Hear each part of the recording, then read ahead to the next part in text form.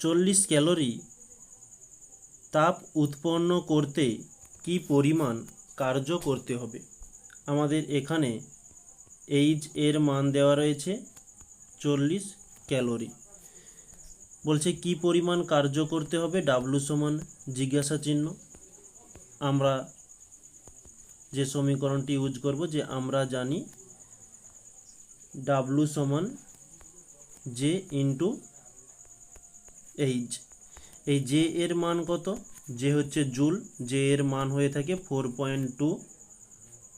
তাহলে আমরা জে এর মানটা পুট করব 4.2 ইন্টু এইচ এর মান 40।